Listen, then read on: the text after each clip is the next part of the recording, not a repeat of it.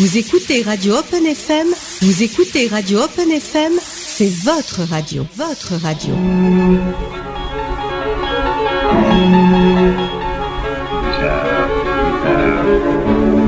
C'est bizarre.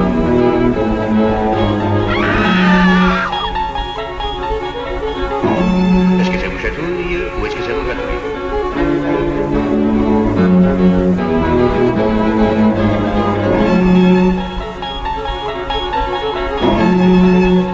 Les intestins! Recule.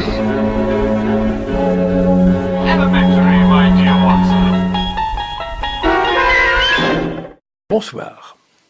Non, votre poste n'est pas déréglé.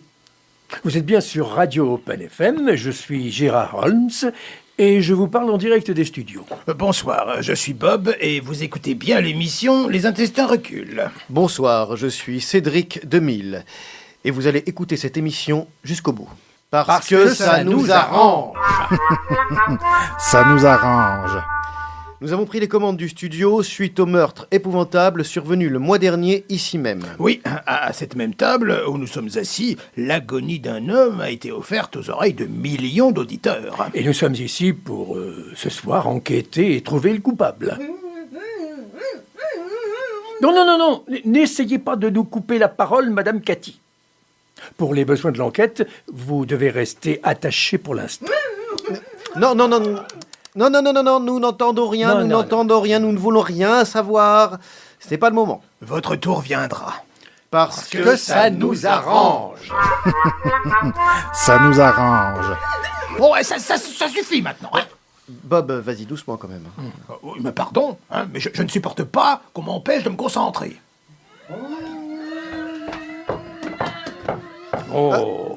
Comme vous pouvez peut-être l'entendre, toutes les personnes présentes le soir du meurtre ont été mises au frais par nos soins dans la salle de bain. Oui, on aurait pu les mettre ailleurs. Hein. Où voulais-tu les mettre ? Je sais pas, mais on est obligé d'aller faire pipi dehors. Bon, alors, messieurs, nous sommes entre gentlemen. Bon, rappelons les faits. Lors de l'émission du mois dernier, un grand banquet était organisé en notre honneur. 9 personnes étaient présentes pour témoigner leur amour à notre endroit. Et lors de cet hommage populaire, suivi par plus de 5 millions d'auditeurs, et que la préfecture ne nous fasse pas chier là-dessus, un crime odieux a été commis. Oui, un homme de bien qui avait fait un éloge de ma personne est mort dans d'atroces souffrances après avoir ingéré une cuillerée de soupe. Toutes les pistes sont envisagées. Nous allons interroger tous les protagonistes de cette histoire sordide et nous confronterons le coupable. Même si pour cela, l'émission doit durer toute la nuit. La soirée va être longue. Heureusement qu'il reste de la dinde de Noël. Oh, délicieuse cette dinde. Ah, ce soir, chers auditeurs, préparez-vous. Une tête va tomber.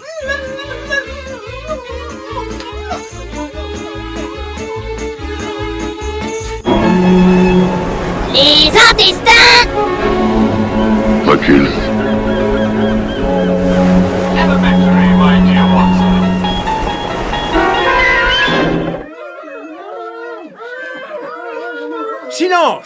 Silence, messieurs, dames. C'est fini, oui?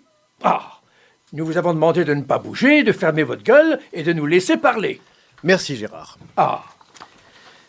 Lors de cette soirée, maudite entre toutes, qui a connu la mort ignoble d'un honnête homme, un sinistre individu a provoqué une altercation qui a considérablement assombri ce moment de partage et d'amour. Cet individu est bien entendu présent dans cette pièce. Je parle de vous, monsieur Nicolas Mulot, pseudo-jardinier, qui prétend aimer la nature, mais qui a employé un nombre effroyable de machines, de pelleteuses, d'excavatrices en tout genre, soi-disant dans le but de retrouver les restes de personnages illustres disparus, en l'occurrence mes amis Bob, Gérard et moi-même. On ne sait quelle démence a pu vous faire imaginer que nous étions décédés, mais surtout que nos corps étaient peut-être enfouis dans votre jardin, transportés là par je ne sais quelle opération du Saint-Esprit. Mais laissons cela. La question n'est pas là ce soir. Lors de cette funeste émission du mois dernier, vous avez provoqué une vague d'émotions violentes en apportant un objet que vous avez présenté à tous comme étant un os. Confirmez-vous que vous avez prétendu avoir trouvé cet os dans votre jardin? Bien. Confirmez-vous également que vous avez insinué que cet os était susceptible d'appartenir à la dépouille de l'un des plus éminents spécialistes du crime, à savoir nous, Bob, Gérard Holmes et moi? Bien entendu, aucune preuve solide n'est venue étayer vos affirmations. Mais comme vous êtes un petit malin, vous avez plongé votre précieuse découverte dans un flacon de Roundup, afin, toujours selon vous, de la préserver durant le transport. Est-ce bien la vérité? Cette précaution était bien inutile. Car même si en réalité vous espériez que le Roundup altère la structure de cet os et masque votre supercherie, sachez qu'il n'en est rien, et qu'il n'est pas difficile à un œil exercé de remarquer que cet os est un os de porc. Oui, mesdames et messieurs, cet homme a cherché à vous abuser. Et j'ajouterai ceci. Qui dit os de porc dit cochon. Et qui dit cochon dit au cochon qui sommeille, cette charcuterie bien connue de tous. Et qui dit au cochon qui sommeille dit madame la cliente, ici présente, qui a transformé ce vénérable commerce en librairie sportive entièrement dédiée à ce sport barbare qu'on appelle le basket. Et là, tout devient clair. L'utilisation du Roundup, plutôt qu'un autre produit, ne relève pas du hasard, mais d'un plan machiavélique. Oui, car que signifie ronde en français, hein, je vous le demande, mesdames et messieurs, que signifie ronde? Eh bien, on peut traduire ce mot par rond. Et pouvez-vous me dire quelle est la forme d'un ballon de basket? Parfaitement. Un ballon de basket est rond. Alors, la question qui se pose maintenant est évidente. Quelles étaient vos relations avec madame la cliente du cochon qui sommeille? Quel est votre nom déjà, madame? Ah oui, c'est ça, merci. J'ajoute, madame, que vous avez avoué être enceinte. Donc, nous pouvons affirmer sans prendre de trop grands risques que votre ventre sera bientôt rond. Je vous laisse tirer les conclusions qui s'imposent. Monsieur Nicolas Mulot, votre présence ce soir-là n'était nullement liée à nous et à notre supposée disparition, mais bien à vos relations scandaleuses avec madame la cliente du cochon qui sommeille. Pour le reste, cela ne nous regarde pas. Oh, merci, Cédric. Ah, merci beaucoup. À mon tour d'interroger Didier Landreau. Voilà, vous êtes plus bavard que dans votre cuisine lorsque vous découpez le gigot de la grand-mère. Bon, silence. Première question. Où étiez-vous le 12 octobre au matin entre 8h12 et 8h22?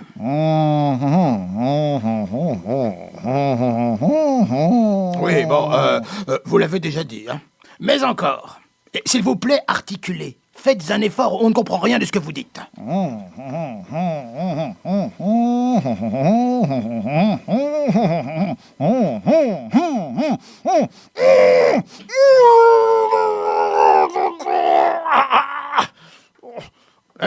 Vous étiez aux toilettes? C'était difficile? Ah, ben, ça se tient alors, hein. Vous avez un alibi. Bon, mais c'est pas lui. Oh, bah alors si le téléphone sonne, c'est sûrement un appel. Oh là, qui sonne ainsi en ces lieux? C'est Emmanuel. Emmanuel Mélenchon? Non. Et Emmanuel Tron? Ah non plus. Emmanuel Scolaire? Ah, Gérard, arrête et repose-toi. Non, pas question. Un détective du crime ne recule jamais devant un coup de téléphone.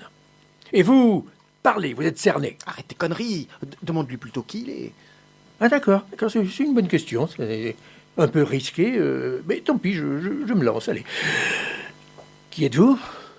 Emmanuel du Touquet. Ah, c'est vous qui avez appelé la dernière fois. Exact. Ah, je me souviens parfaitement. C'est vous qui avez un chat. Ah non, un chien. Un chien? Oh, je me méfie des gens qui n'ont pas de chat. Mais attendez, Ne m'interrompez pas, s'il vous plaît. ou j'arrête votre téléphone et je le fous en tôle. Donc, vous avez un chien. Prouvez-le.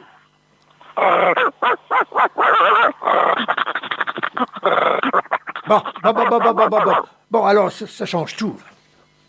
Ça change quoi? Et il ne faites pas le malin, là, hein, et répondez. Que faisait votre chien le 30 novembre au soir, vers 21h58? Il participait à l'émission Les Intestins reculent. Et il vous a même parlé, rappelez-vous. Oh. Couchez. Ah, j'en étais sûr. Ah, c'est à ce moment précis que la personne décédée s'est effondrée, terrorisée par les aboiements furieux de votre kleps. Nemo? Un kleps? Parfaitement. C'est rien d'autre qu'un kleps méchant et dangereux, un kleps assassin. Là. C'est lui, l'assassin. Gérard, encore une fois, calme-toi. Calme-toi, je t'en supplie, calme-toi et prends tes gouttes. Excusez-le, monsieur. Au fait, vous appelez pourquoi? Ah, c'est une erreur. Je me suis trompé de numéro. Je voulais appeler l'Élysée. C'est pas grave. Bonjour chez vous. Et des caresses à Nemo. Oui, je n'y manquerai pas. Excusez-moi encore de vous avoir dérangé. C'est qu'avec le décalage horaire, je ne sais plus trop où j'en suis. Et même... Décalage horaire? Oui, je suis à Saint-Barth. Oh, il fait un temps superbe. Hein. Figurez-vous qu'avec Nemo, nous promenons dans un charmant petit cimetière. Et nous sommes en train de faire des selfies devant une tombe superbement fleurie. Nemo, arrête de creuser. Viens ici, Nemo, c'est une tombe. Mais on creuse pas les tombes, Nemo. Mais Nemo, veux-tu bien reposer ce tibia, Nemo. Oh, quel con ce chien. Ça remue dans tout mon corps, j'ai le cœur qui bat très fort, voyez le résultat. Les intestins. Recule.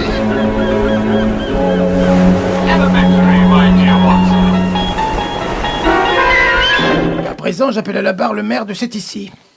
Mais il n'y a pas de bar ici. Non, mais j'ai toujours rêvé de dire ça. En tout cas, s'il n'y a pas de bar, il y a à boire.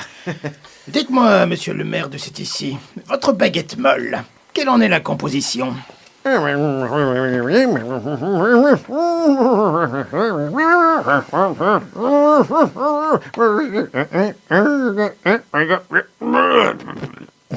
Il faut que je demande à la boulangère? Mais nous n'avons pas le temps de retourner à cet ici village. Comment? Les boulangers de cet ici sont ici? Où c'est qui sont? Là, en face de moi. Ligoté, Madame Cathy et Monsieur Robin? Non, c'est une plaisanterie. Eux, les boulangers. Vous avez vu leur tête? Monsieur Robin, le roi de la baguette molle? Et Madame Cathy, la reine des grosses miches? Ah, mais alors ça change tout, si ce sont eux les boulangers de cet ici. C'est peut-être eux qui ont empoisonné le Bossuet. Vos miches ont une taille raisonnable? Bon, certes. À nous deux, mes gaillards. Vous n'utilisez que des matières premières bio, dites-vous? Quand on connaît la commune de cet ici, on peut tout de même se poser quelques questions sur la qualité de vos produits. Hein. Vous êtes une boulangerie labellisée bio? Peu importe. Il va falloir passer à table et tout avouer les Thénardier de la boulange. Hein?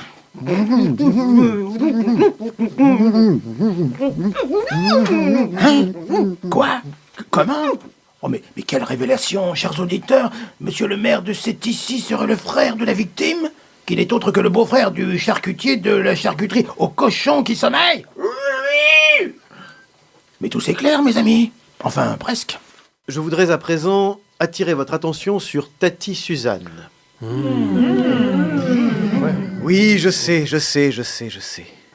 Que n'a-t-on pas dit? Que n'a-t-on pas écrit au sujet de cette pauvre vieille dame qui essaie de colorer les quelques années qui lui restent à vivre en se livrant à des passe-temps qu'une morale judéo-chrétienne alliée à la bien-pensance ambiante condamne? Tout accuse Tati Suzanne. Pourtant, elle est une victime. Oui, parfaitement.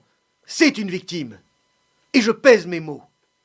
Tati Suzanne est une victime des censeurs du politiquement correct. qui sont une véritable machine à broyer. Oui, Tati Suzanne. Je sais toute l'émotion que vous procure la simple évocation d'une machine à broyer. Comme vous le voyez, mesdames et messieurs les bâillonnés, Tati Suzanne est un être qui ne demande qu'à jouir des plaisirs simples de la vie. Oh, bien sûr, on peut lui reprocher d'avoir tué un grand nombre de personnes. Et alors? Est-elle la seule? S'offusque-t-on autant lorsque c'est la raison d'État qui assassine? Au moins, Tati Suzanne a-t-elle le mérite de tuer à visage découvert et en inventant sans cesse de nouvelles façons d'ôter la vie, toutes plus originales les unes que les autres? Pour les aiguilles à tricoter automatiques qui vous tricotent à mort, merci Tati Suzanne. Pour le grand 6 qui a permis à tant de personnes de s'envoyer en l'air, merci Tati Suzanne. Pour les toboggans avec des tessons de bouteilles à l'arrivée, merci Tati Suzanne. Oui, Tati Suzanne, merci pour tout. Vous êtes une créatrice, à l'avant-garde de la fin de vie. Et tant pis pour les esprits chagrins qui pensent qu'on ne peut pas mourir de tout.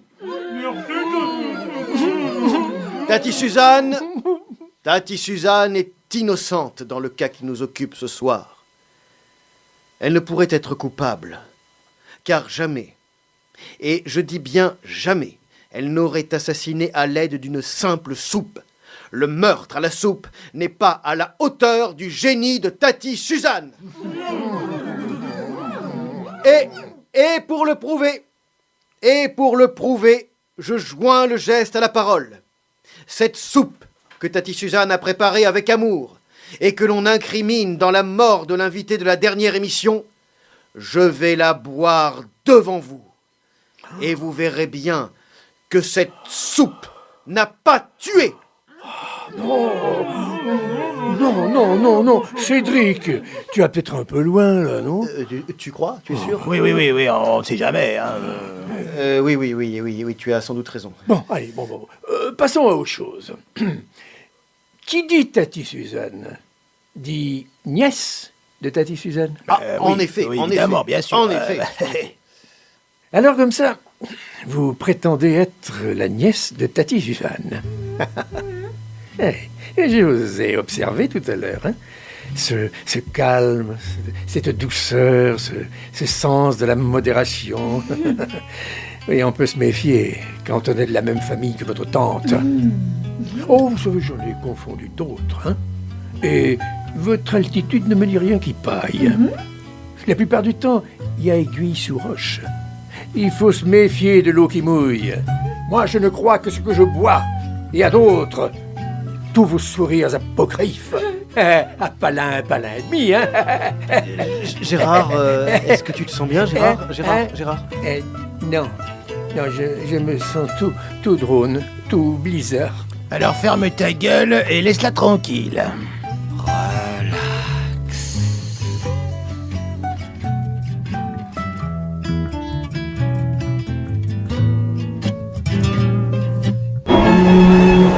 Les intestins.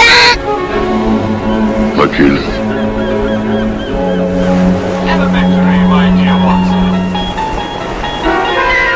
Vous savez, cette mort soudaine, ça me préoccupe depuis la semaine dernière. Hein. Et de réflexion en déduction, je crois que je détiens la vérité. La vérité? Mais quelle vérité? Tout le monde a cru qu'il était mort, empoisonné par la soupe de Tati Suzanne. Et quand on connaît le passé de cette dame, elle apparaissait comme la coupable idéale. Mais mon flair de fin limier m'a conduit à une toute autre explication de ce décès. Alors, raconte. Je dirais même plus. Toi, tu lis trop les albums de Tintin. Non, c'est pas un crime, mais un suicide. Quoi? Tu veux dire qu'il s'est donné la mort? Mais oui. Essaye de te rappeler ce qu'on nous a appris à l'école de police. Un suicide, c'est quand on se donne soi-même la mort. Ah, t'as fait l'école de police, toi? Ah mais oui, mais c'est vrai, ça. Ah mais ça me revient maintenant. Et pourquoi il se serait suicidé? Ah mais t'as fait l'école de police, toi aussi? Suivez-moi. Et où vas-tu? Mais non, imbécile, c'est une façon de parler. Alors voilà, le bossuet de Notre-Dame. Pourquoi croyez-vous qu'il est venu à la veillée funèbre alors que personne ne l'attendait? C'est pour revoir une dernière fois Tati Suzanne avant de se tuer. Il savait qu'elle était là. Parce que tenez-vous bien, hein, Non, tenez-vous mieux que ça. Il était amoureux d'elle. Oh non, c'est bon. Oui, amoureux fou. Et jaloux, hein. Quand il a appris qu'elle avait une fille de sa relation avec le jardinier... Jardinier Ça vous colmate une fissure, ça, hein. Et c'est pas tout. La fille de Tati Suzanne et du jardinier, elle est là, ligotée et bâillonnée. La jeune fille, là, c'est pas sa nièce, c'est sa fille. Et c'est pas tout. Savez-vous, ils allaient cacher leur amour coupable à Sétici. Et monsieur le maire le savait. Tous complices, je vous dis. Ils font tous partie de la même histoire. Ça alors. Je dirais même plus. Non. Ils font tous... Non. Vous comprenez maintenant pourquoi je suis sorti premier de la section puzzle à l'école de police. Ouais. Pas convaincante ta démonstration. Non, tu lis trop de romans policiers, toi. Tu te prends pas un peu pour Hercule Poirot? Oui, parce que premier, oui. C'est parfois facile de terminer premier aux examens. Qu'est-ce que tu veux insinuer? Je me comprends. Ça fait longtemps que j'ai des doutes sur lui. Non mais ça va pas les gars là. Ouais, c'est le genre de discours alambiqué qu'on fait quand on se sent gêné. Et qu'on veut se disculper, par exemple. Me disculper de quoi? Fais pas celui qui oublie qu'il y a eu un crime ici, hein. Malgré ce que tu prétends. Parce que c'est toi qui te trouvais le plus près de lui quand il est tombé. Remarque, pas aussi près que Gérard, mais presque. Oui, j'étais plus près de lui, moi. Ah ouais, alors là, tu peux parler, toi. Tu étais juste entre la victime et moi. Non mais attends. Je peux pas vous dire que j'étais trop loin, hein. Oh, le faux cul! D'ailleurs, t'as toujours été faux cul, toi. Et pas toujours honnête. Ah, tu peux parler, toi. Dis donc, rappelle-toi la fois où t'as écrasé un piéton et tu t'es même pas arrêté. Ouais. Hein? Et toi, je vais te dire, toi, la fois, comment ça il y en aurait beaucoup. Sorti ton revolver. Raconter, hein. Non, mais attends. Si tu vas par là, on va raconter les choses. Oui, alors oui, là, je veux bien. Là, je veux bien. Attendez. Il y a Cathy qui dit quelque chose, là. Ah bon? Attendez. Qu'est-ce qu'elle... Quoi? Oui? Quoi? Nous n'étions pas là au moment de la mort de l'invité. On est arrivé après. Ah mais c'est vrai, oui. Nous sommes arrivés juste après sa mort, attirés par l'odeur du crime. Mais alors? Ah oui. Mais nous sommes innocents. Ah, ouf, ça va mieux. Oh, ça sent mieux. Et pourquoi? Parce que ça nous arrange. Ça nous arrange. J'ai bien cru que nous étions coupables, hein. Oui, mais notre innocence vient d'éclater au grand jour. Je dirais même plus. Elle vient d'exploser. Hello, la compagnie. Qui c'est? Tiens, voilà le vieux barbu. Ah, vous n'êtes pas en avance cette année. Noël est déjà passé. Ouais. Hein. Oui, je termine ma tournée. J'ai un problème de courroie de transmission sur mon traîneau et j'aurais besoin d'une clé de 12 pour réparer ça. Ah, je crois que Madame Cathy en a une dans son nécessaire à couture. Bricoleuse, la boulangère. Oh, oui, Père Noël, excusez le désordre. On n'a pas eu le temps de faire le ménage. Mais vous savez, on va tout ranger, hein. Oh, moi j'ai été vachement sage ces temps-ci, là. Pas tant que moi, merde, et vachement poli avec tout le monde. Et moi, j'ai pas arrêté de faire le bien autour de moi. Oh, Madame Cathy. Mais c'est vous, ficelé comme un rôti de porc pour 8 personnes. Mais oui, je vous reconnais. Je vais t'en donner, moi, 10 joujoux par millier. Ah, il y a la baguette molle qui dit quelque chose. Mais moi, j'ai pas la baguette molle, mais la broguette. Ah oui, non, alors là, non, je vous arrête tout de suite. Les enfants sont pas couchés, ils vous attendent, Père Noël. Mais je ne suis pas le Père Noël. Je suis la duchesse d'York. Mais non, je suis Alfred Ramirez, spécialiste en chapiteaux et mâts en tout genre, et occasionnellement le Père Noël, quoi. Ah, Cathy, c'est ton jour de fête, fillette. Je vais te détacher pour mieux t'enlacer, ma perruche en polystyrène. Au secours, Robin! Super!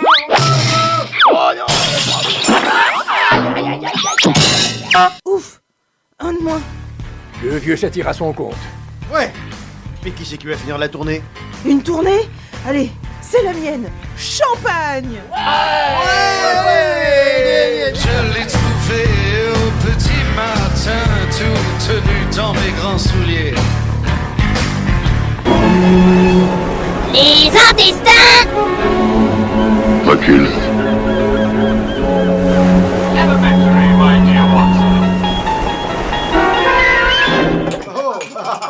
Alors, allez.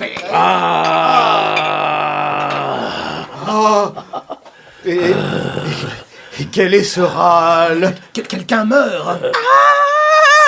Cathy, qu'avez-vous? Il a bougé. Mais qui? Ben, l'invité mort, il est plus mort. Ah ben oui, il s'est relevé, tiens. Non, du calme, n'ayez pas peur. Je ne suis pas mort. Tiens, c'est bizarre, vous avez la même voix que Gérard Holmes. Ah oui, on me le dit souvent, oui. Non, il a pas la même voix que moi. Ah, si, Gérard, je t'assure. Non. Si. Allons, Gérard, repose-toi un peu, vraiment, là. Ah. Et voilà, Gérard, toi, tu lui fais peur. Monsieur, tout va bien? Nous sommes heureux que vous soyez revenu parmi nous. Je ne pouvais décidément pas mourir sans souhaiter un joyeux anniversaire à Bob. Qu'est-ce que tu fais? Bob, c'est ton anniversaire? Un peu de silence, s'il vous plaît. Oui, taisez-vous. Bob, tu es descendu sur la terre en ce jour pour prodiguer aux hommes un amour absolu. Tu nous as relevés, nous, qui étions si lourds. Nous rampions dans la fange, nous roulions dans le pu. Rallume nos chandelles, pardonne nos mollesses. Ce soir, nous sommes à toi. Nous serons ton cadeau. Dans nos petits paquets, les rubans se redressent. Délivre-nous des poils. Refais-nous le maillot. Non, encore? Il est mort. Bon, ben... Joyeux anniversaire, Bob. Bon, joyeux anniversaire. Joyeux anniversaire. Joyeux anniversaire. Joyeux anniversaire, Bob. Joyeux anniversaire. Merci.